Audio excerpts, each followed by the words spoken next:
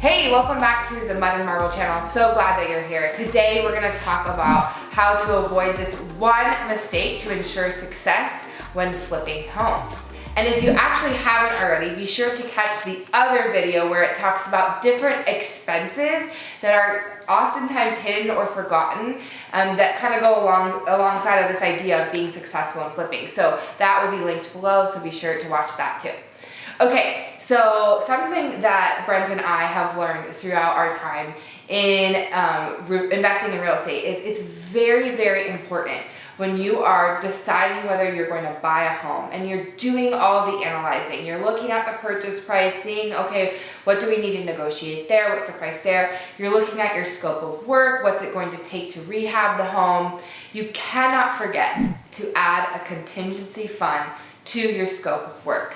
Contingency funds is basically, you can decide, oh, I know it's gonna do this bathroom, it's gonna cost me this much, and the rehab for the kitchen is gonna cost me this much. I know I need to do a rewire, painting, blah, blah, blah, blah, blah. You can itemize every single item you want and get a really accurate number for your rehab, but you always have to add a contingency fund. I cannot tell you how many times we have had to use our contingency fund. Probably 100% of the time. And so we have different rules and different principles around what the contingency fund should be. Sometimes it's just a solid number. Sometimes it's a percentage based upon the home and what we're doing with the home, but you need to build in a contingency fund. Generally, I'm gonna say for people starting out, be sure to do more versus less. So 10,000 maybe is a safe-ish number depending on how big the project is, but we're gonna encourage you to start with smaller projects. So a $10,000 contingency fund would be a general safe number. Why do you need to have this contingency fund? I promise you things are going to come up. You're gonna think that the home doesn't need a rewire, and then you open it up and it's a mess and you find knob and tube still. This happens all the time, different things. Maybe bids come back and they're actually higher than you expect, or the price of lumber or things like that is higher than you anticipated. There's so many different things.